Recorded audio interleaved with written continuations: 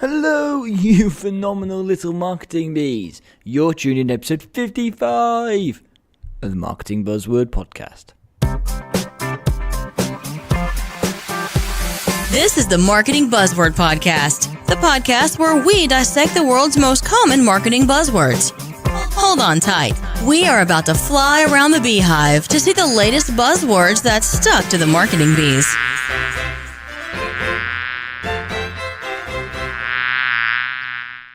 Hello again, and welcome back to the Marketing Buzzword Podcast. This is the podcast which helps you to understand what all of these business and marketing buzzwords actually mean and how they can be helpful going forward. I'm your host, Ben Roberts, and in this show, I'm the marketing bee in charge of making sure I get on the right guests and ask the right questions to make sure these words and phrases actually make sense. And in today's show, we're going to make sense of buzzword, well, two buzzwords, and it's PPC and Pay-to-Play, and looking at how the world of PPC is changing and how Pay-to-Play is impacting on that as well, and how in a world of increased advertising, and it's quite a fascinating topic. And before we get onto that, I need to remind you this podcast is powered by Talkative. Talkative is a company that brings together live web chat, web calling, video calling, and co-browsing together in one package. Basically, it embeds into your website with just 3 lines of code, allows your customers to contact you through a number of different channels through your website, but you as a company get it all coming through into one single manageable agent platform, which means that you can deal with more calls, offer more channels of communication, and able to provide a better customer service for your website visitors and convert more of them into leads. You can find out more at talkative.uk. And one final thing before we get on to this week's guest, if you are enjoying the show, please do leave a review on iTunes. Honestly, I appreciate it so much. I appreciate it so much if you guys leave a review, and if you leave a couple of words in there, not just a rating, I will read out and give you a little shout out on the show. Right, that's more than enough about me and the show. It's time to introduce this week's guest. And this week's expert buzzword bee is a guy called Rob Watson. Now, Rob has been working in e-commerce since 1999 and has over 13 years experience of managing PPC accounts. He currently heads the digital marketing team at SupplyAnt, and an agency that specializes in e-commerce services from web development to marketing strategy and planning. Rob has used PPC to help sell most things from bathrooms to live insects. And Rob can often be heard asking colleagues and clients, but what does this tell us about their intent, whilst poring over search term reports? And I think that's a really important, that last bit is especially important. That's something that we really dive into on this episode. So really looking forward to sharing this one with you. It's a good one. So it's enough from me. Let's get on with the show.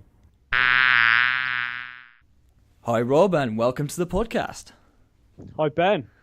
Hey, thanks so much for coming on. I mean, we've actually never met before. I think this is probably only the second interview I've done where I've actually not met the person in some form before. So it's quite a new thing for me, but I'm really excited to hear what you've got to say about paid advertising and PPC. Yeah, we'll obviously have to sort that out then, won't we, Ben? We'll have to meet up sometime. But yeah, no, I'm happy to share, happy to be here. No, exactly. This is what I love doing about the podcast. I get to meet certain people in real life and then interview them later. I meet people on the podcast and I'll interview them later. Or some people I'll just meet all the time. I can do them in person. It's just, for me, it's great having so many ideas and experts coming on to talk about certain topics.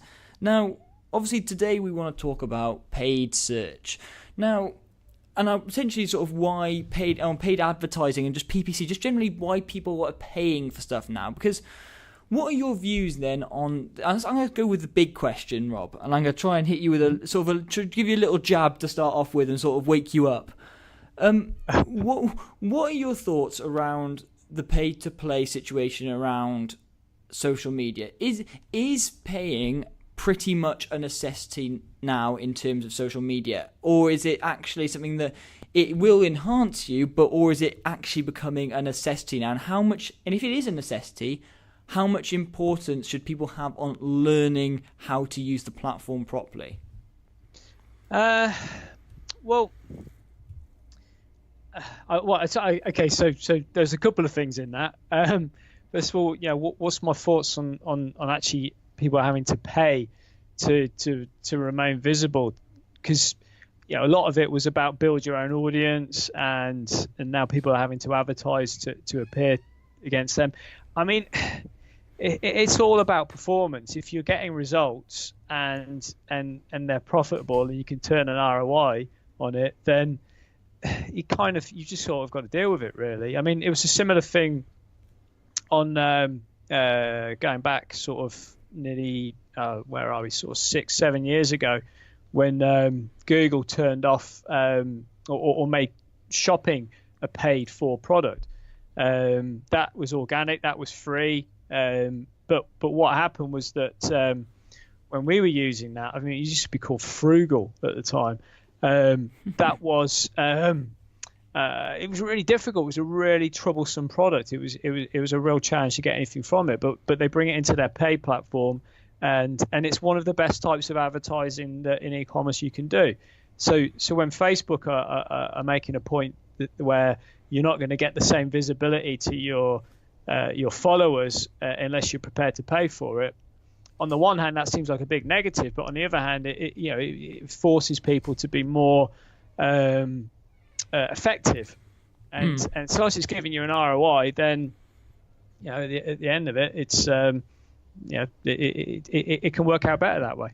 Yeah, it's one of those things. I guess it gives you a bit more, essentially targeting. It gives you a bit more focus, and actually, I guess the way I almost perceive it is if you go to an event and the event's free, it's actually, you can sort of turn up, you can take it or leave it, and it's really hit and miss on the quality. Again, same with organic content. You know that actually, look, you see some content that's great, some that's bad, but actually the stuff that's put paid, that's got money behind it, is generally better quality because they're actually willing to put their money where their mouth is, and they're not going to put their money behind something that isn't ultimately good quality. So actually, maybe we're seeing that actually when people are paying for stuff, is it improving the quality of the content and the quality of the promotions that we're seeing, as opposed to when we were in organic, when everyone was just going hell for leather and posting whatever they wanted whenever they wanted.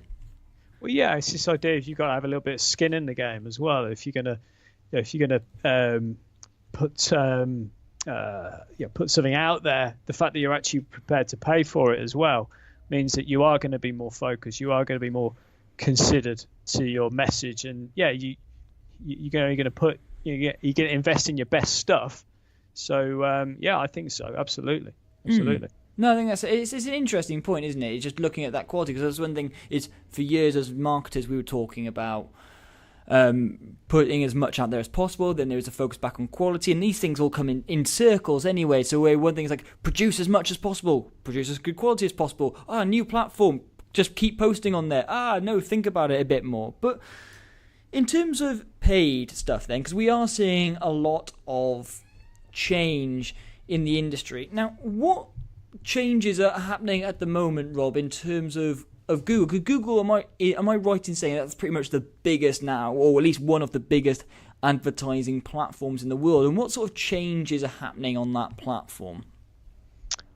Well, very, very big changes, in fact. I mean, what we've got really this year, in fact, probably even go as far as to say since kind of early spring, where as an agency, we're making a real push towards using the Google AI to manage the account. Certainly the bidding side of things. So Google Ads is a auction platform. You bid on keywords and ads to get visibility. It's been like that for since it started. You're manually managing, you're manually adjusting bids, and they have had solutions for a number of years where they will automatically adjust your bids for you, and we've tested them, and they've not been very good, and we've turned them off. But what we've seen very much just this year, and this is where the big shift is coming for the way that we manage accounts, is that their AI machine learning technology has got so good that we're very much more confident to the extent where we're making a real drive towards moving all of our clients over to using the what they call smart bidding process.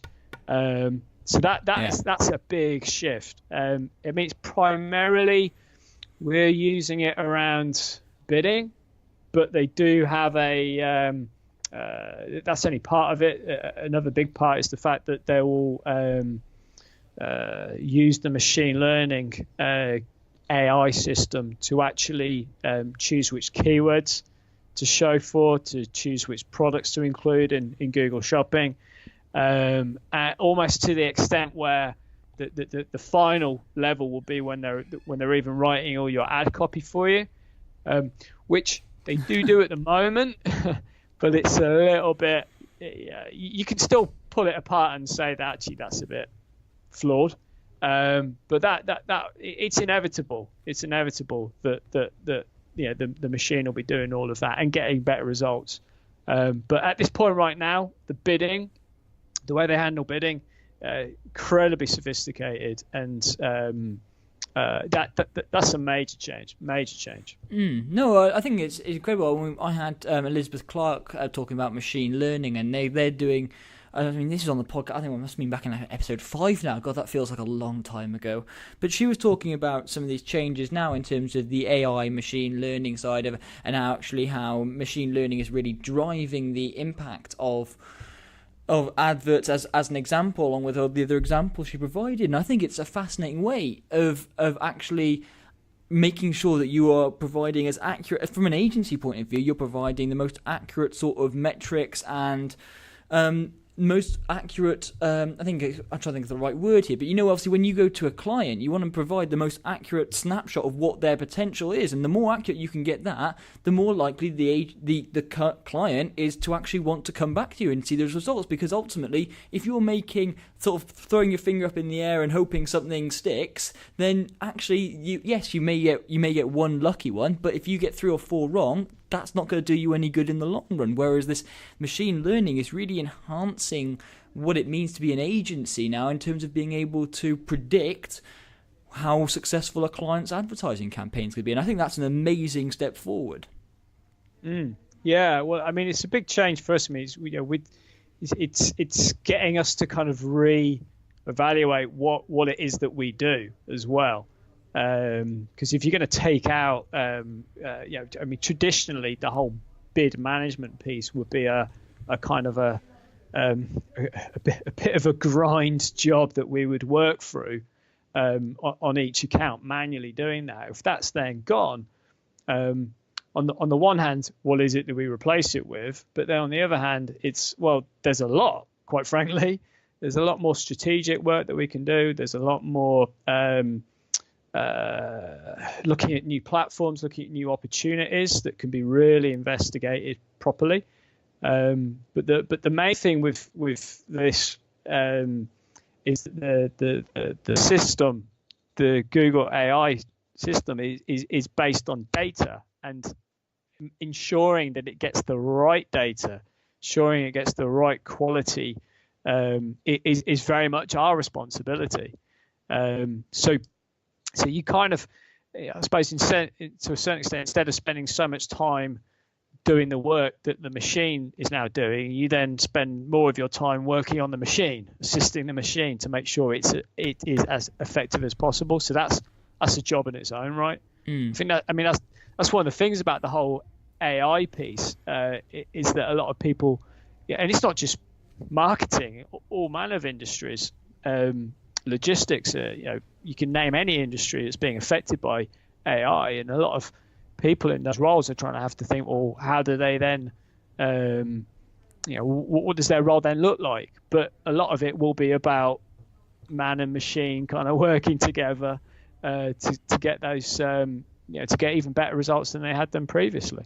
Yeah, no, I think it's an interesting way of looking at things. Obviously, it's almost like as a the bit I really picked up there was obviously moving from, instead of doing all the work that the machine's doing, it's now you're almost like moving into more of like a quality assurance, quality control sort of role now, where you're actually monitoring and making sure the machine is doing absolutely as it's programmed. Whereas before, you were doing all the stuff that the machine is now doing. So actually, it allows maybe you as a company with the same amount of resources to do a lot more. I guess it's one of those things I heard on the news recently. It's obviously, for the UK listeners, this would be really relevant, but I think it was the TUC said something about by the end of the century going down to 4-day working week and getting the same pay because of the progression in terms of machines doing some of the tasks. So we could get more work done in less time because of actually being able to use machines and people together. And I think it's a mind-blowing world, and especially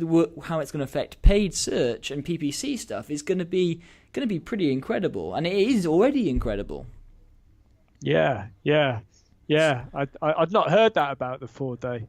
Yeah, week. So it sounds quite compelling. I know. I think there's very few people that would want to disagree with it. But one of the things that you also got me thinking about then is, in terms of humans now, because of machine learning and how that's integrating in with Google and the adverts, do people require more knowledge now about paid advertising, or do they actually require just more coding knowledge now? So is the actual gut instinct of saying, I think this sort of wording is going to appeal to my audience, or do people even need to do almost persona create personas anymore? Do they have to do any of that work, or is it pretty much actually you need to become less technical? You maybe need to be more of a developer now to do paid search instead of being a marketer? Is paid search becoming more of a role for developers and not marketers? Oh, that's the big question. That's a really interesting point. Well, I mean, one of the things that that's really important in terms of making sure the machine is going to do the best job is and thinking specifically on paid search is ensuring that you've got the correct conversion tracking set up. Now, potentially, I suppose from my experience in ensuring that is done properly, you do kind of benefit from being able to understand tags. It's basic code, right? It's not like you're writing PHP, but you do need to it helps if you can look at the source code of a web page and kind of know what you're looking at. And I mean, things like Google Tag Manager is probably a good example where that product came out as a way to sort of say this is a product for marketing people, where you can manage your own tags and you don't have to wait for developers. And yeah, that is true, but it's still pretty damn complicated to head around Tag Manager and understand all these sort of technicalities about data layers and firing triggers and things like this. So, I mean, it's that kind of sweet spot between the sort of slightly more technical developer-ish marketing guy. Because I always wonder whether that is two roles: the marketing person working with a developer, or whether it serves a purpose to be for a marketing person to be a bit more dev-minded. I think that from experience, I suppose from what we've seen, is that if you are marketing in a marketing role and you can be more development-minded, then you'll probably be more productive. You won't have to deal with the frustrations of waiting for other people. Would you get better results from it? Potentially, you'd certainly be able to deliver things quicker. So, yeah, I can see that. I can see how as the way the systems are shaping and changing, if you can be a bit more dev-minded, that could be a good skill set to work on, to focus on. Absolutely. Yeah, it's an interesting world, isn't it? It's a very much a changing thing where marketers were perceived as people who made pretty posters and, oh, you're a marketer, you must be all creative and flair and stuff. And actually, the way that the world of marketing is especially changing, it's like actually some of those hard skills, like being able to do some basic HTML coding, being able to potentially write in Markdown, being able to set affiliate tags in there, being able to go into the source code and understand, even from an SEO perspective, a difference between a follow link and an unfollow link. And some of that technical stuff seems to be becoming more and more marketers, and they seem to be moving away from the creative side. And I think it's quite it's a rabbit hole that we could go down for ages, isn't it? I think. Yeah, I think so. I mean, I was thinking just as you were talking then as well, because there was another example that I remember writing about it a little while ago, about the fact that with Google Shopping in particular, that I'll mention this a lot because I'm a bit obsessed with Google Shopping. I work with primarily e-commerce clients on Google Ads, so Google Shopping is it's a bit of an obsession. But a lot of the way you get really good results with Google Shopping is through the feed, and the feed is majority of the time is an XML feed from a e-commerce platform that then goes directly to Google. It has to fit within a certain format, and what you can then do to manipulate that feed in terms of say, for example, your products on your website say one thing, but they're lacking keywords that would be great on Google. So how you can adjust that and manipulate that. So, and that kind of role is fairly technical, because you need to understand platforms, you need to understand XML. Maybe you're even using an API to connect to Google. Within Google, you have this ability to rewrite some of that information through rules that use attributes and values and all the sort of stuff that's a bit more aligned with being a developer, not in any real massively technical sense, but it's definitely not the same skill set that you would have if you were a copywriter or a visually creative marketing person. It is definitely more towards those that can be a bit more comfortable with technology. Yeah. So yeah, and yeah, it fits, right? It fits that there's this benefit to someone coming who wants to really excel at this type of digital marketing, where they've got an affinity with working with platforms and basic code.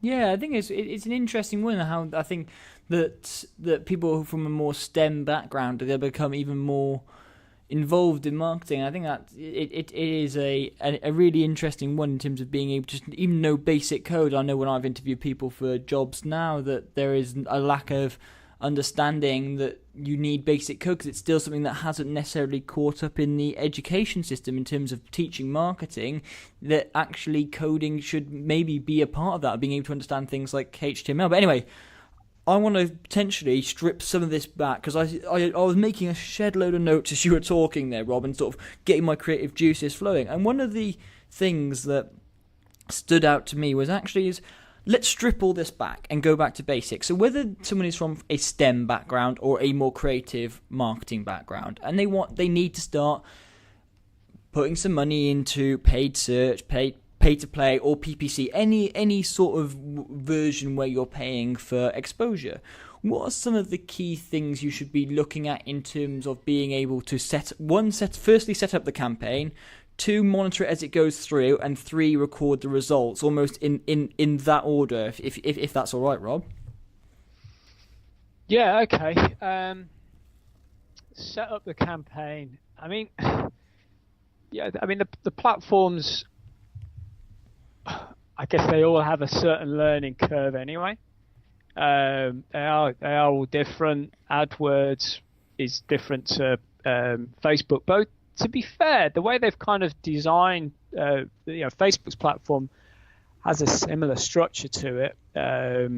You start off and so both with AdWords and Facebook, you start off with a campaign, and that has certain objectives that you want to cover, certain targeting options about where in the world you want to advertise to, how much budget you want to assign to it, and then within that you're either creating ad groups on Google or ad sets on Facebook, which is for me, certainly on Google, the ad group is the most interesting piece, because it's the ad group that combines your targeting, your creative, your ad, and then where ultimately you want people to then go to, so your landing page.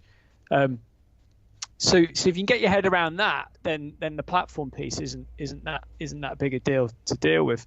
I mean, one of the things around that, the reason why I find ad groups are the most useful part of an AdWords account is it's I don't know if are you familiar with the acronym POC? You come across that one before? POC. T. Oh, T. TOC. Okay, so it stands for Target Offer Copy, which so from an advertising point of view, no matter what advertising you've got, your advertising needs to think in terms of TOC, Target Offer Copy. The way this kind of works out is that in terms of priority, your copy is important, of course. What you say, that matters. Your offer is very important. How are you going to compel people to buy from you ultimately? But the absolute most critical thing is that you've got your targeting right. So you have to target the right people. You put the best offer out there, like you've got some incredible 50% discount on high fiber cereal, but you're advertising it to 18-year-olds, you're going to miss, right? It's not the right target.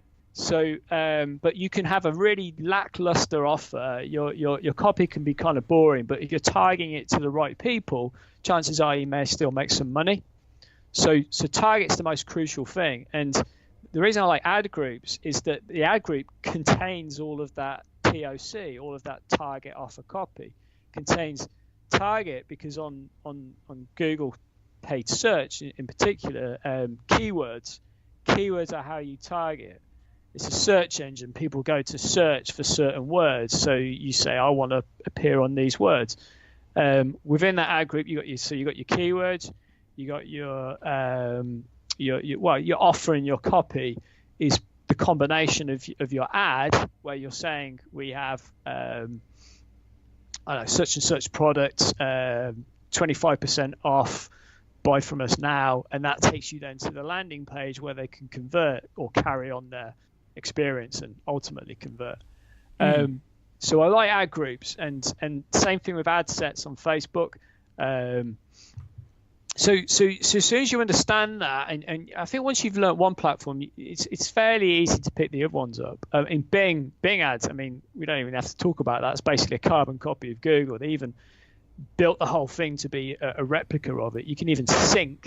You've got this sync setting. So once you build it on AdWords, it will just update on Bing as if it's like a secondary website.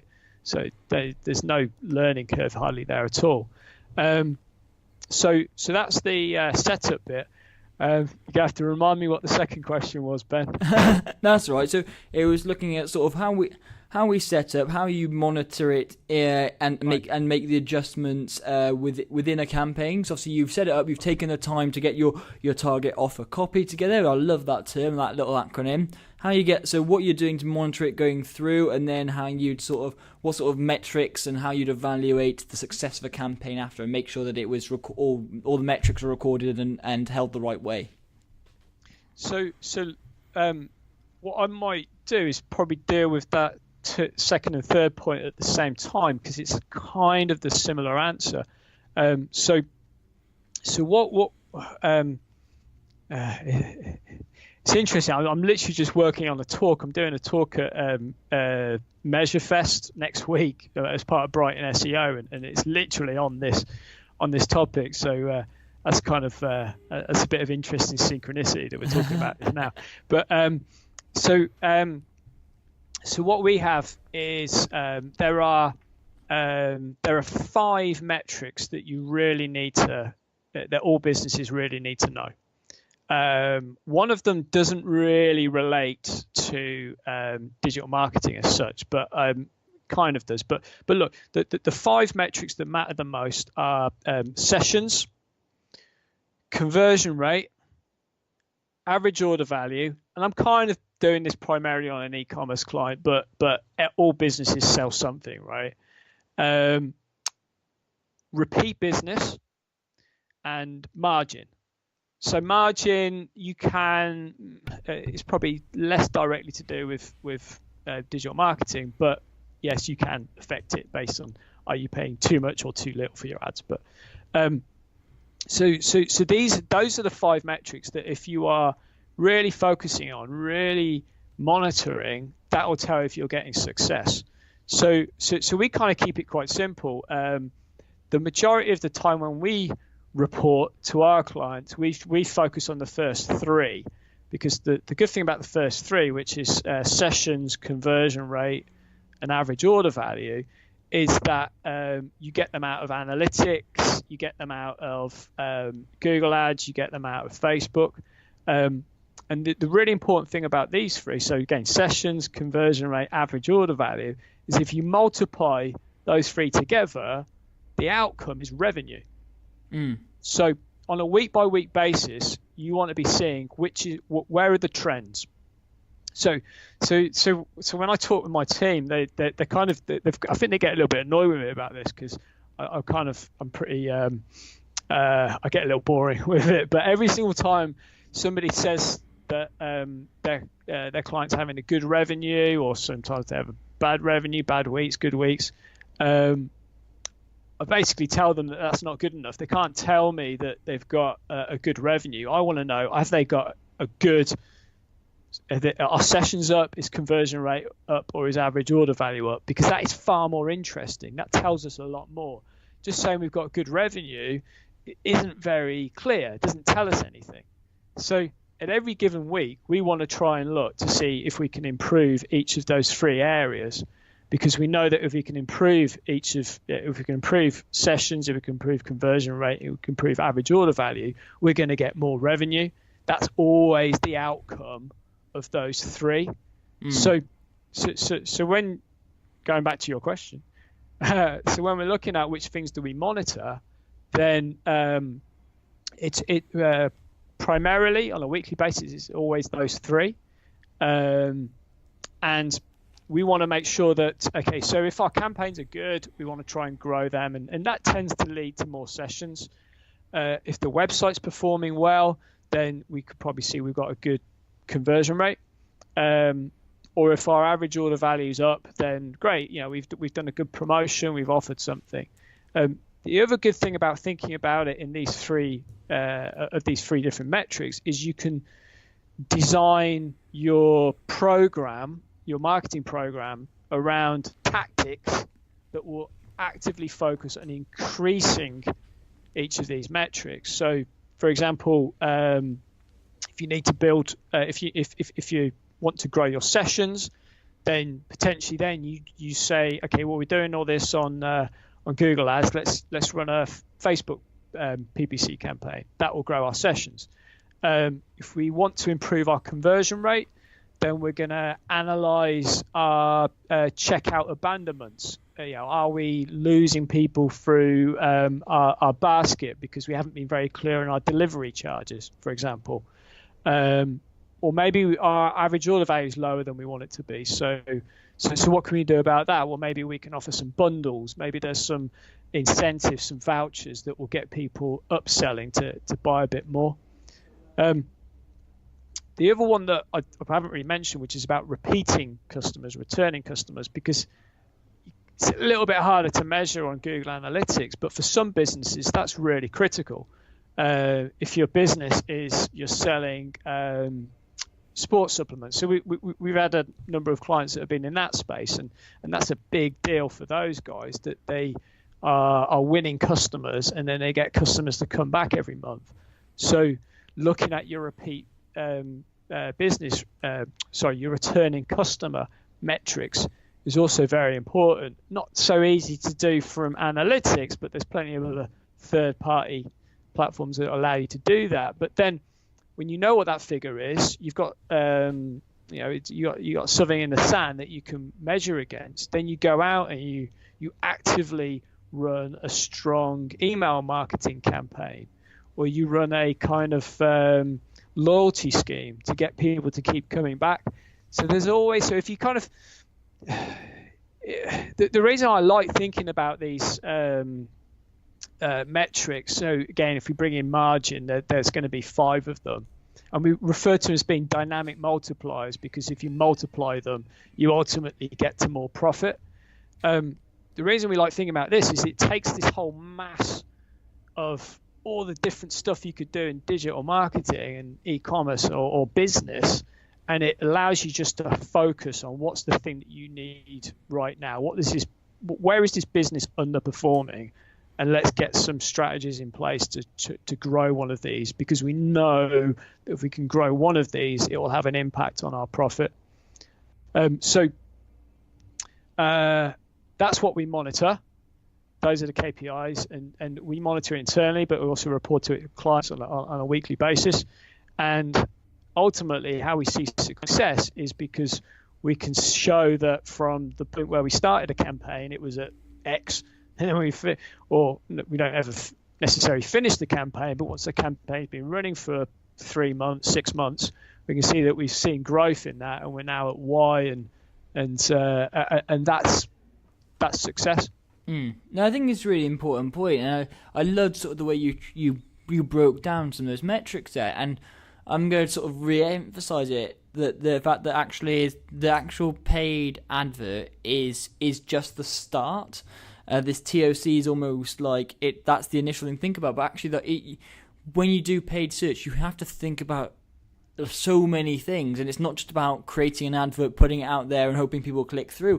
It's all about the entire customer journey, and actually advertising where are the bottlenecks in the customer journey, where is the information there? Is it the fact that you're asking for payment details before completion, or are you asking for certain things at certain times in the checkout process? All these little things can be major blockers potentially on the success of your advertising campaign, your PPC campaign, your social, your pay-to-play advertising campaign. It doesn't matter. It's actually thinking about the context around it, and actually how one little thing can sort of stuff it all up essentially, and how as you filter through is making sure that actually it is almost like a constant filter process, and you haven't got a bottleneck halfway up, and find actually your conversion rate for actually the amount of people going in is so low, but actually the conversion rate from the people after that blockage could be really high, and it's trying to identify those little bits is what makes successful campaigns much more successful than the unsuccessful campaigns, if that makes sense. Absolutely. I mean, these paid channels are they're amplifiers, and once you've got a funnel or a system or a website that's converting, then you invest £10,000 in paid search, and you should benefit massively from that, because it's amplified what you've already got working well, and then it just scales wonderfully. But because it's so easy to switch on and set up, whereas quite frankly, going to improve a conversion rate of a website can be a really daunting task, and can be very time consuming, can be in some ways quite expensive, because you've got to run a lot of development costs, all that sort of thing. It's sometimes easier just to say, well, let's get some paid ads running and let's see what happens, which in some respects is also a very valid thing to do, because until you've actually got the traffic coming to the site, you don't really know how well the site's going to perform. Wow, I know you're thinking, oh, there's a bit of an abrupt end to the episode. Annoyingly, this is going to be something that's very slightly my fault. We lost the last 2 minutes of the recording due to poor network connection. I thought they'd re-recorded and it hadn't. So unfortunately, I can't bring you the very last sort of couple of sentences that Rob said. But essentially, from recollection, we were just looking at how actually if you can set your website up and get some of those benchmark metrics, it's not necessarily a bad thing. Ultimately, it'd be great if you can do it all from the get-go and keep making those constant improvements. But ultimately, you need to be doing PPC in order to at least get some benchmarks over where you currently stand. So if you do end up having to redesign, build new landing pages, new call to actions, you've got some figures to work with. And then we went on to discuss a little bit about sort of the marketing buzzwords that Rob is loving and hating right now, and he hates the word sort of touching base and let's just touch base. And I really agree with that sentiment. I mean, what does it actually mean? And that we went on to a little sort of minute and a half rant about that. So very sorry for losing the end of this episode, the last 2 minutes or so. Hands up, it is going to be, I'll take the full blame for that, but you didn't lose any value because I just explained it there and what Rob said. But if you did miss sort of and you wanted to hear from Rob himself, please do get in contact with Rob. All his contact details are in the show notes of the podcast. I think the world of paid media, including PPC, pay-to-play and social media, is revolutionizing what we do again, and it's almost bringing back to the way things used to be, where you pretty much had to pay to exposure, and we then took for granted over a period of time that we could get the stuff for free, and now we're reverting back to a world where you have to pay for stuff again. I think there are still some amazing ways in which you can build up that free audience, but I think pay-to-play and PPC are really here to stay, and actually it is entirely possible to build such successful campaigns off either not a lot of money, or even if you have a fair bit of backing, you can actually build a viable long-term business, and it doesn't just have to be something for the short term. And I loved sort of Rob's insights there on how to build an effective PPC campaign. I think that was really, really insightful. I know, again, like I say on every episode, the more notes I make, the more I've enjoyed it and the more I've learned out of it, and there were quite a lot of notes that came out of that one. So thank you very, very much for listening. We're going to be back very soon, so on Thursday with another bite-sized buzzword, and then Monday with another guest episode. And the guest episode on Monday is a big one, and I mean big. I'm really excited to share that one with you. So come back on Thursday for a bite-sized buzzword, and then Monday for a big guest episode. Thank you very much. Goodbye. This podcast is part of the You Are the Media Network.